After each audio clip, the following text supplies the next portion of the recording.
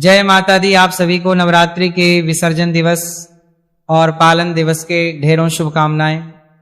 प्रिय दर्शकों, आज के इस वीडियो में हम बात करेंगे कि नवरात्रि के अंतिम दिन पर जब आप चौकी को उठाएंगे, कलश का विसर्जन करेंगे, चौकी का विसर्जन करेंगे, तो किस वस्तु का विसर्जन करना है, किस वस्तु का विसर्जन नहीं करना है, चौकी कब हटानी है, कब नहीं हटानी है, जो वस्तुएं आपने माता को अर्पित की उनका क्या करना है, कलश में जो आपने सामग्री डाली है, पंचरत्न है या सुपारी है, उन सब का क्या करना है, कलश का क्या करना है, विसर्जन की विधि क्या है, नियम क्या है, मंत्र क्या होंगे, और इस विसर्जन के साथ पारण के लिए मुहूर्त क्या रहेगा, शुभ मुहूर्त क्या रहेगा, और पारण से पहले या विसर्जन से पहले क्या आपको पूजा करनी चाहिए या नहीं करनी चाहिए, और अगर पूजा करनी है तो वह पूजा की विधि क्या होगी, किस प्रकार से हमें पूजन करना चाहिए और फिर कैसे विसर्जन करना चाहिए, ये संपूर्ण जानकारी आपको इस वीडियो के माध्यम से प्रदान की जाएगी। आपसे निवेदन है कि वीडियो यदि थोड़ा सा भी अच्छा लगे तो उसे कृपया एक बार लाइक अवश्य कर दीजिएगा। मातेश्वरी का आशीर्वाद प्राप्त करने के लिए, अपने नवरात्रि अनुष्ठान की सफलता के लिए कमेंट बॉक्स में अवश्य लिखिएगा जय माता दी। माता के आशीर्वाद से आपका नवरात्रि व्रत पूजन सफल होगा और आपकी सभी मनोकामनाएं पूर्ण होंगी। आप देख रहे हैं धर्म साधना टीवी ज्योतिष संस्थान का प्रतिष्ठित यूट्यूब चैनल धर्म साधना टीवी धार्मिक।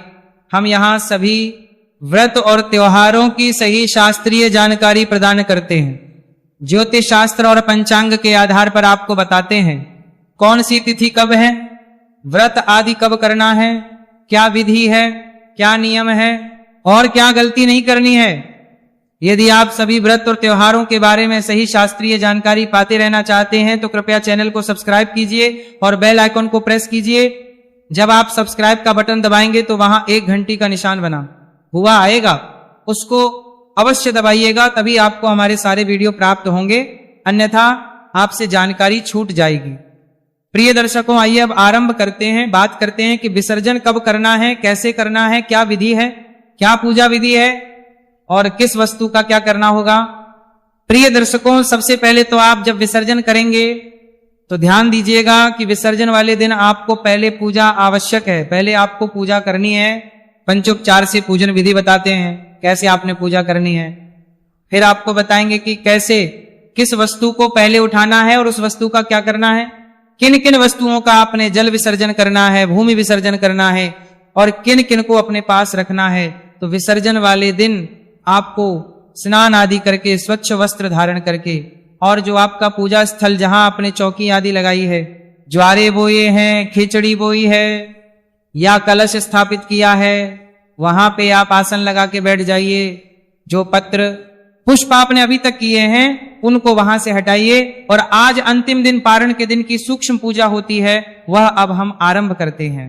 तो सबसे पहले तो जो लोटा है प्रतिदिन की पूजा का तांबे का लोटा होगा, एक उसमें जो कल की पूजा का जल है इसको आप पीपल में दे दीजिए या किसी अन्य वृक्ष में दे दीजिए, लोटे को मांजिए, उसमें पहले थोड़ा गंगा जल भरिए, फिर शुद्ध जल भरिए, आसन लगा के बैठ जाइए, धूप और दीप लगाइए, अपने सीधे हाथ जल लीजिए, हाथ धो लीजिए, हाथ धो के अब धूप और दीप को प्रज्वलित कीजिए।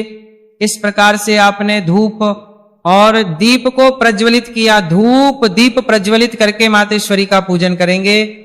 सबसे पहले आप जल के छींटे दीजिए, गणेश जी महाराज आपने किए हैं, ओम जल के छींटे दीजिए, पुष्प के माध्यम से गणेश जी को स्नान कराइए, कलश देवता को जल के छींटे दीजिए, ओम कलश देवता नमः, ओम दुर्गा, सभी को जल के छींटे दिए हैं, आपने स्नान कराया। स्नान कराने के बाद सबको तिलक लगाएंगे, ओम नमः कलश देवता दुर्गा देव अक्षत नमः समर्पित करेंगे, सभी को पुष्प अर्पित कीजिए, थोड़े थोड़े पुष्प अर्पित कीजिएगा, गणेश जी महाराज को पुष्प अर्पित कीजिए। दुर्गा पुष्पम समर्पण माला, अर्पणम गुरु और माला है तो माला पहनाइएगा, पुष्प समर्पित कीजिए, सबको धूप दिखाइए और दीप दिखाइए, धूप धूप के बाद दीप दिखाइए, धूप दीप दिखाने के बाद के रूप में फल, मिठाई, बताशा, मिश्री, जो भी आपके पास नैवेद्य के रूप में है वो अर्पित कीजिए। ओम कलश देवता जल के छींटे दीजिए, पहले गणेश जी महाराज को, फिर कलश देवता को, और फिर मातेश्वरी को और हाथ जोड़ के नमस्कार कीजिए। इस प्रकार से यह संक्षिप्त पंचोपचार पूजा आपने पारण से पहले अवश्य करनी है। पूजन करने के बाद माता की आरती कीजिएगा। आरती जो आप अभी तक करते आए थे, ओम जय अम्बे गौरी मैया जय श्याम। गौरी इसी से कर सकते हैं, या दूसरी आप अम्बे जी की आरती कर रहे थे तो उससे कर सकते हैं। आरती करने के बाद शीतलीकरण कीजिए, माता को आरती दीजिए, देवताओं को आरती दीजिए और उसके बाद स्वयं आरती दीजिए। अब हम एक आवश्यक कार्य करेंगे जिसे हम मंत्र पुष्पांजलि कहते हैं और जिसे हम क्षमा प्रार्थना भी कहते हैं। अपने हाथ में पुष्प ले लीजिए और हाथ जोड़ के खड़े हो जाइए मातेश्वरी के सामने और मातेश्वरी से निवेदन कीजिए। जैसे हम बोलते हैं वैसे विसर्जन। परमेश्वरी है मातेश्वरी, ना हम आपका आवाहन जानते हैं, ना पूजन जानते हैं, ना विसर्जन जानते हैं।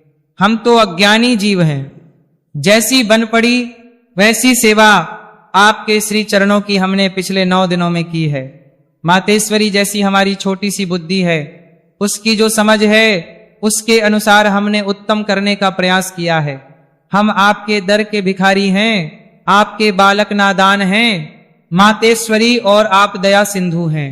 तो हम पर दया करें, हमारी जाने सभी गलतियों को क्षमा करें। यदि आपसे कोई त्रुटि हुई है व्रत में या पूजन में तो आप उसका विशेष रूप से माता के सामने वर्णन कर सकते हैं कि आपसे अनजाने में ये गलती हो गई, इसके लिए मां क्षमा करें। कि मातेश्वरी हमारी सभी जाने अनजाने में की गलतियों को क्षमा कीजिए और दया का आशीर्वाद प्रदान कीजिए। हमने जो नवरात्रि का अनुष्ठान किया है 9 दिन का, इसे आप स्वीकार कीजिए मातेश्वरी, इसे आप स्वीकार कीजिए। आपको अर्पित के लिए हमारे पास कुछ नहीं है, तन मन धन सब कुछ आप ही का है। जैसा कि हम पहले ही कह चुके हैं, हमारे पास तो क्या है, केवल ये पुष्पांजलि परमेश्वर ही है। मातेश्वरी यह पत्र पुष्प की भेंट है, इसे आप स्वीकार करें और दया का आशीर्वाद प्रदान करें। और क्योंकि आज ये अंतिम दिन है, हम विसर्जन कर रहे हैं, तो आपसे निवेदन कि गणेश जी महाराज रिद्धि सिद्धि के साथ सदा हमारे घर में विराजमान रहे। मां लक्ष्मी सदा हमारे घर में विराजमान रहे। गणेश जी महाराज रिद्धि सिद्धि के साथ सदा हमें सद्बुद्धि देते रहे, धर्म देते रहे, जिससे कि हमारे यहाँ सभी सत्कर्म होते रहे।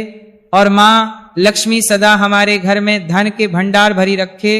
बाकी सभी देवता जो कलश में विराजमान थे, बाकी सभी देवता अपने अपने स्थान को प्रस्थान करें। हे मातेश्वरी, आप भी अपने स्थान को प्रस्थान, और फिर पुनः जब भी हम आपको स्मरण करें, जब भी आपको याद करें, तो आप अवश्य यहाँ आके हमारी पूजा को स्वीकार करें। परमेश्वर ब्रह्मा देव देवः यान्तु देवगण। पूजा बोलिए जगदम्बा मात की जय। कि ब्रह्मदेव ब्रह्मलोक को प्रस्थान करें, वायुदेव अपने लोक को प्रस्थान करें, इंद्रदेव अपने लोक को प्रस्थान करें, भगवान विष्णु वैकुंठ को प्रस्थान करें, और बाकी सभी देवता अपने अपने गंतव्य स्थान को प्रस्थान करें। और पुनः जब भी हम आपको स्मरण करें, याद करें, तो आप सभी आएं और हमारी पूजा को स्वीकार करें। इस प्रकार से भगवती के चरणों में कलश देवता पे और गणेश जी महाराज पे इस प्रकार से अर्पित कर दीजिए। अब आप खड़े खड़े परिक्रमा कर लीजिए, यानी कान चपा पानी प्रदक्षिणाम पदे पदे, यानी कान चपा पानी प्रदक्षिणाम पदे पदे परिक्रमा कीजिए। और जो पुरुष जन है वो दंडवत प्रणाम कीजिए। माताएं बहनें हाथ जोड़ के शीश नवा के प्रणाम कीजिए। यहाँ जो भी प्रार्थना आप करना चाहें मातेश्वरी से वो कर सकते हैं। जिस भी किसी निमित्त आपने यह अनुष्ठान किया था, उस मनोकामना के लिए माता से यहाँ प्रार्थना कर सकते हैं। इस प्रकार से यहाँ प्रार्थना कर सकते हैं। पूजन पूर्ण होता है। पूजन पूर्ण होने के बाद कलश को वहां से थोड़ा सा घुमा दीजिए, चौकी को थोड़ा सा खिसका दीजिए। कलश में से जो वस्तुएं हैं उनको निकालने से पहले पूर्ण पात्र को उठाइए। जो नारियल है ना, ये इस नारियल को आप अगर बांध के रख सकें लाल कपड़े में तो अपने घर में रखिए, या मुख्य दरवाजे पर भी इसको टांग सकते हैं। इसके 2 लाभ हैं। घर में रखेंगे ये पॉजिटिव ऊर्जा, अगर दरवाजे पे लगा के रखेंगे तो किसी भी प्रकार के नकारात्मक ऊर्जा आपके घर में प्रवेश नहीं करेगी। सदा यह सकारात्मक ऊर्जा का प्रवाह रखिएगा। और जब अगला नवरात्रि आएगी तो आप इसका विसर्जन कर देना, अगले वाले को लगा दीजिएगा। या घर में किसी प्रकार का सूतक आदि हो जाए, पातक आदि कुछ ऐसा कभी हो परिवार में, तो आप इसको अवश्य ही उसके बाद जल विसर्जित कर दीजिएगा। जो कलश में जल है उसमें 5 पल्लव आपने लगाए होंगे, उन पंच पल्लव से जो पत्ते लगे हैं उन्हीं से पहले अपने ऊपर छींटे दीजिए उस जल के, और फिर पूरे घर उस जल के छींटे दीजिए।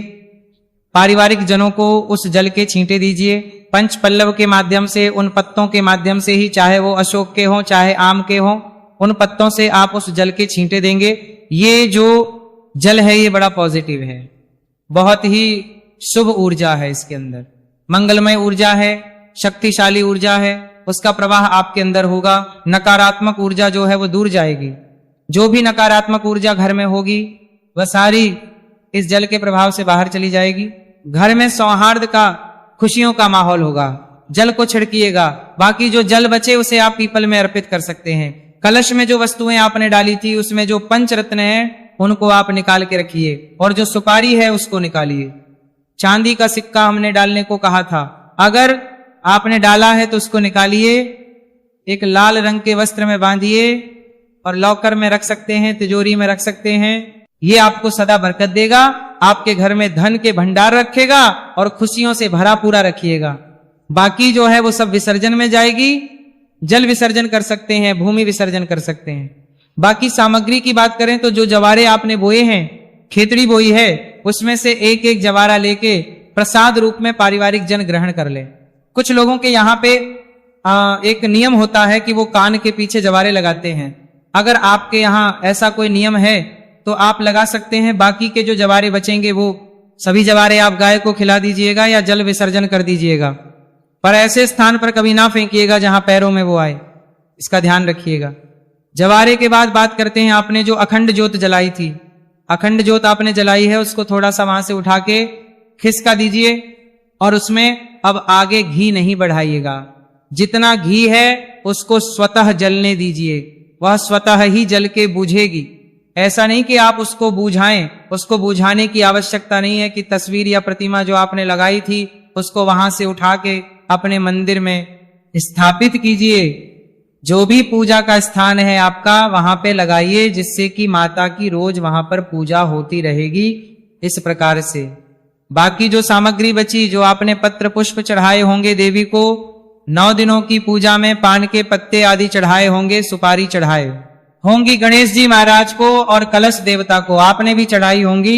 ये सभी वस्तुएं जो है वो जल विसर्जन में जाएंगी। भोग प्रसाद जो भी चीजें बची हैं जो ग्रहण करने योग्य हैं वो सब देवी का प्रसाद समझ के, गणेश जी महाराज का प्रसाद समझ के आप सभी पारिवारिक जन ग्रहण कर सकते हैं। और जो खाने योग्य ना हो उन सब का या तो आप जल विसर्जन करेंगे, और जल विसर्जन नहीं कर सकते तो एक गड्ढा खोदिएगा और उस गड्ढे में ये सभी वस्तुएं दबा दीजिएगा। कलश आपने अगर धातु का लिया है तो घर में संभाल के रखिए। मिट्टी का कलश है तो आप मंदिर में रख के आ सकते हैं, या उसका भी विसर्जन कर चौकी आदि होगी, वो तो घर में सदा प्रयोग होती है। आगे जब भी पूजा होगी, अभी एकादशी आ रही है, फिर चौकी लगेगी, या जब भी आपके यहाँ पूजा होती है उस समय प्रयोग होती रहेगी, उसको उठा के आप रख दीजिएगा। तो इस प्रकार से इन सभी वस्तुओं का निस्तारण करना है। अब प्रश्न उठता है कि ये सब करना कब है, हमें विसर्जन करना कब चाहिए, और उसके साथ ही हमारा जो ये नवरात्रि का अनुष्ठान है ये पूर्ण कब होगा। क्योंकि किसी के यहाँ अष्टमी होती है और किसी के यहाँ नवमी होती है। तो प्रिय दर्शकों, मैं आपको यहाँ बता दूं, जिनके यहाँ अष्टमी होती है और जिनके यहाँ नवमी होती है, दोनों को ही ये कार्य दशमी के दिन करना चाहिए। ये कार्य ऐसा नहीं है कि आपके यहाँ अष्टमी पूजती है तो आप अष्टमी को करेंगे। 9 दिन का विधान है नवरात्रि का।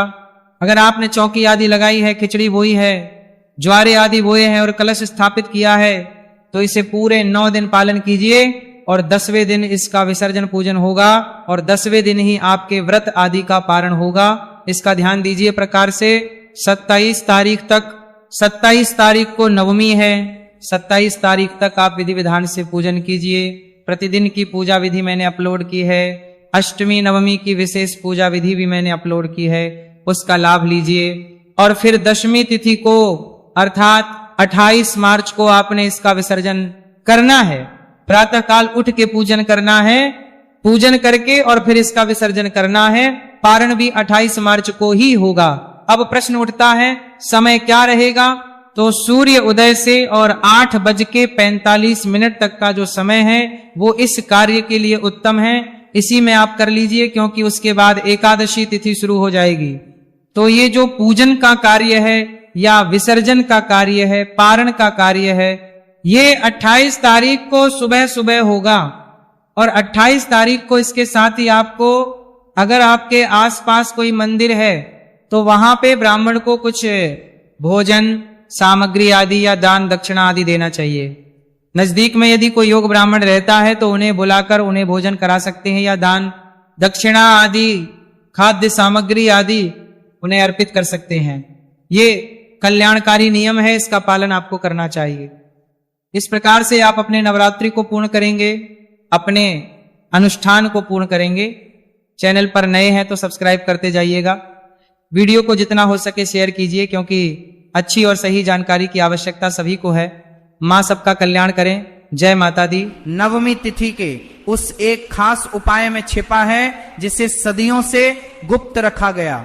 आज मैं आपको एक ऐसी रहस्यमयी चीज के बारे में बताने जा रहा हूं, जिसे अगर आपने इस चैत्र नवरात्र की नवमी के दिन कन्याओं को खिला दिया तो आपकी किस्मत के बंद ताले हमेशा के लिए खुल जाएंगे। लेकिन एक बात का विशेष ध्यान रखें, कन्या पूजन में होने वाली वह तीसरी सबसे बड़ी गलती जो अक्सर लोग अनजाने में कर बैठते हैं, उसे जानने से पहले इस उपाय को अधूरा मत छोड़िएगा, क्योंकि अधूरा ज्ञान हमेशा विनाशकारी होता है।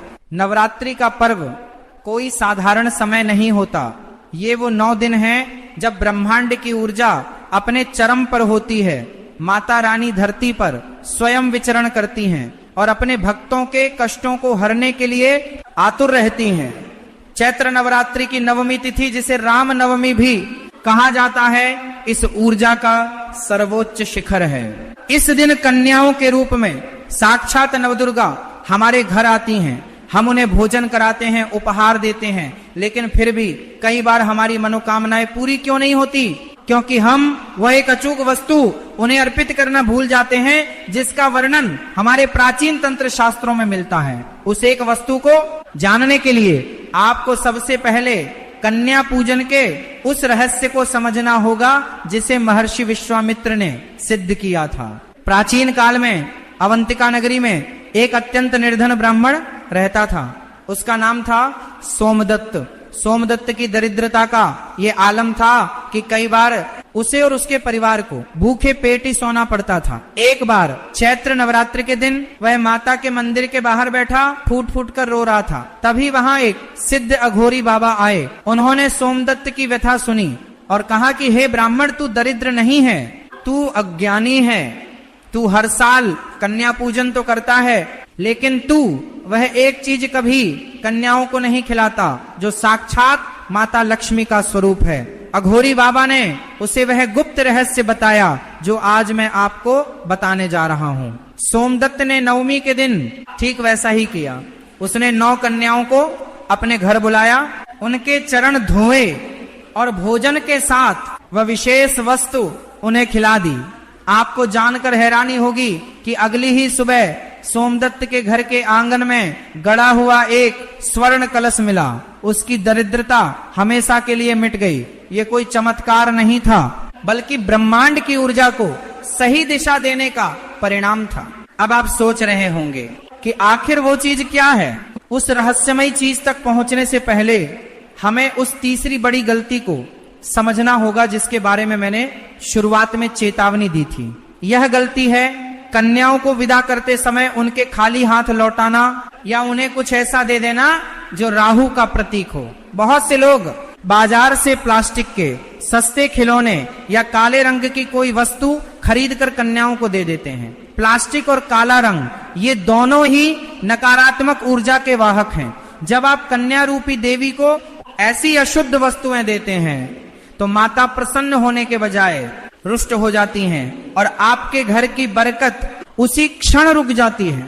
इसलिए कन्याओं को हमेशा धातु की कोई वस्तु, लाल चुनरी या विद्या से जुड़ी चीजें जैसे कि पुस्तकें ही उपहार में देनी चाहिए। यह नियम जितना साधारण लगता है, इसका प्रभाव उतना ही गहरा और अचूक है।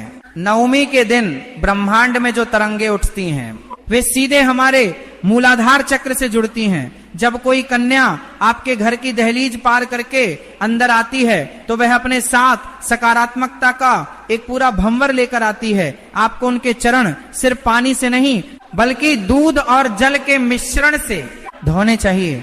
उन चरणों को पोंछने के लिए जिस वस्त्र का आप उपयोग करें उसे बाद में कभी फेंके नहीं बल्कि अपनी तिजोरी में रख लें। वह कोई साधारण वस्त्र नहीं रह जाता, वह साक्षात लक्ष्मी का वास बन जाता है। जब कन्याएं आसन पर बैठें तो उनके माथे पर कुमकुम और अक्षत का तिलक लगाएं। अक्षत यानी वह चावल जो टूटा हुआ न हो। टूटा हुआ चावल खंडित माना जाता है और यह आपकी प्रार्थनाओं को भी खंडित कर सकता है। भोजन में शुद्ध घी का प्रयोग करें क्योंकि घी अग्नि तत्व को जागृत करता है और अग्नि सीधे देवताओं तक हमारे भाव पहुंचाती है। कन्याओं को खीर, पूरी और हलवा तो पूरी दुनिया खिलाती है। यह तो एक सामान्य प्रक्रिया है, लेकिन जो लोग जीवन में कुछ बड़ा हासिल करना चाहते हैं, जो लोग चाहते हैं कि उनकी 7 पुश्तें राज करें, वे इस सामान्य प्रक्रिया से एक कदम आगे बढ़ते हैं। आपको भी वही करना है। नवमी तिथि के दिन जब आप कन्याओं के लिए भोजन तैयार कर रहे हो तो अपनी पूरी चेतना को माता के मंत्रों में लगा दें। भोजन बनाते समय क्रोध या चिड़चिड़ापन बिल्कुल नहीं होना चाहिए। आपके मन के भाव उस भोजन में समाहित होते हैं। जब कन्याएं भोजन कर लें तो उन्हें वह एक विशेष चीज खिलाने का समय आता है। ये चीज कोई दुर्लभ जड़ी बूटी नहीं है जो आपको हिमालय पर मिलेगी। ये आपके घर में ही मौजूद है, लेकिन इसकी शक्ति से आप अनजान हैं। वह एक चीज है साबुत लौंग और मखाने की खीर के साथ इलायची का एक विशेष दाना। ध्यान से सुनिए मैं क्या कह रहा हूं। जब कन्याएं अपना भोजन समाप्त कर लें तो एक पान के पत्ते पर एक साबुत लौंग जिसका फूल टूटा हुआ ना हो और एक हरी इलायची रखें। इसके साथ थोड़ा सा शहद उस पान के पत्ते पर लगाएं। हर कन्या को अपने हाथों से ये पान का पत्ता माता जगदम्बा का स्मरण करते हुए भेंट करें और उनसे निवेदन करें कि वे इसे प्रसाद स्वरूप ग्रहण करें। लौंग को तंत्र शास्त्र में ऊर्जा का सबसे बड़ा स्रोत माना गया है। ये बाधाओं को काटता है। इलायची माता लक्ष्मी को आकर्षित करती है और शहद आपके जीवन में मिठास और आकर्षण लाता है। जब 9 कन्याएं आपके घर में एक साथ लौंग और इलायची का ये सिद्ध प्रसाद ग्रहण करती हैं तो आपके घर के सभी वास्तु दोष, पितृ दोष और नवग्रहों की पीड़ा उसी क्षण भस्म हो जाती है। जब कन्या ये पान का पत्ता ग्रहण कर ले तो उसे दक्षिणा दें। दक्षिणा में कभी भी कटे फटे नोट न दें और न ही सिक्के। इस तरह दें कि वे जमीन पर गिरकर आवाज करें। धन का गिरना लक्ष्मी का अपमान है। कन्याओं को सम्मान पूर्वक घर के दरवाजे तक छोड़ने जाएं। जब वे जा रही हो तो मन ही मन एक मंत्र का जाप करें। वह मंत्र है ओम ह्रीं क्लीं चामुंडाय विच्चे। यह नवार्ण मंत्र आपके घर की रक्षा के लिए एक अभेद्य कवच का निर्माण कर देगा। कन्याओं के जाने के बाद जिस स्थान पर वे बैठी थीं, वहां का थोड़ा सा जल अपने पूरे घर में छिड़क दें। इससे आपके घर का कोना कोना पवित्र हो जाएगा। आपके घर में जो भी नकारात्मक शक्तियां या बुरी नजर मौजूद थी वह उस जल के प्रभाव से हमेशा के लिए नष्ट हो जाएगी। आपको इस बात का भी आभास होगा कि इस उपाय को करने के तुरंत बाद आपके मन में एक अजीब सी शांति और हल्कापन आ गया है। यह इस बात का संकेत है कि माता रानी ने आपकी पूजा और आपके उस विशेष उपाय को स्वीकार कर लिया है। कई बार लोग शिकायत करते हैं कि उन्होंने सारे उपाय किए लेकिन कोई लाभ नहीं हुआ। ऐसा इसलिए होता है क्योंकि उनका मन शंकाओं से भरा होता है। ब्रह्मांड का नियम बहुत सीधा है। आप जिस चीज पर विश्वास करते हैं वही आपकी सच्चाई बन जाती है। जब आप इस लौंग, इलायची और शहद वाले पान के पत्ते का उपाय करें तो आपके रोंगटे खड़े हो जाने चाहिए। आपके भीतर ये दृढ़ विश्वास होना चाहिए कि आज के बाद मेरा जीवन बदलने वाला है। ये विश्वास ही वह उत्प्रेरक है जो साधारण सी लौंग को एक चमत्कारी यंत्र में बदल देता है। चैत्र नवरात्रि का यह समय प्रलय और सृजन दोनों का प्रतीक है। सर्दियां जा रही होती हैं और गर्मियां आ रही होती हैं। प्रकृति अपने पुराने आवरण को छोड़कर नए वस्त्र धारण कर रही होती है। ऐसे ही आपको भी अपने पुराने दरिद्र विचारों और नकारात्मक आदतों को छोड़ना होगा। यदि आप इस उपाय को करते हैं लेकिन अगले ही पल किसी की निंदा करते हैं, झूठ बोलते हैं या किसी निर्बल को सताते हैं, तो ये उपाय आपके लिए काम नहीं करेगा। माता रानी का आशीर्वाद केवल उन्हीं पर बरसता है जिनका हृदय निर्मल होता है। सोमदत्त ब्राह्मण की जो कहानी मैंने आपको बताई थी, उसमें भी यही छिपा हुआ संदेश था। अघोरी बाबा ने सोमदत्त से कहा था कि यह लौंग और इलायची तभी अपना चमत्कार दिखाएगी जब तू अपने मन से अहंकार और लालच को निकाल फेंकेगा। जब आप कन्याओं के चरण धोएं तो ये महसूस करें कि आप साक्षात ब्रह्मांड की सर्वोच्च शक्ति के चरण अपने हाथों में पकड़े हुए हैं। उन नन्हे कदमों में जो ऊर्जा है वह आपके जीवन के बड़े से बड़े पहाड़ जैसी मुश्किलों को राई में बदल सकती है। यह केवल एक कर्मकांड नहीं है, यह ऊर्जा का आदान प्रदान है। आप अपनी श्रद्धा उन्हें देते हैं और वे अपना ईश्वरीय आशीर्वाद आपको देती हैं। नवमी के दिन बहुत से लोग उतावली में रहते हैं। वे चाहते हैं कि जल्दी से कन्याएं आए, खाना खाएं और चली जाएं ताकि वे अपने अन्य काम कर सकें। ये उतावली ही उनके विनाश का कारण बनती है। जो माता आपके लिए 9 दिन तक भूखी प्यासी बैठी है, क्या आप उसके स्वरूप को शांति से आधा घंटा नहीं दे सकते? समय का यह निवेश आपको वह प्रतिफल देगा जिसकी आपने कभी कल्पना भी नहीं की होगी। अगर आपके घर में कोई कन्या ना आ सके या आपको 9 कन्याएं ना मिलें तो परेशान ना हो। ब्रह्मांड आपकी नियत देखता है, संख्या नहीं। यदि आपको एक भी कन्या मिल जाए तो उसमें ही 9 देवियों का भाव रखकर उसकी पूजा करें। उसे ही वह विशेष पान का पत्ता जिसमें लौंग, इलायची और शहद हो खिला दें।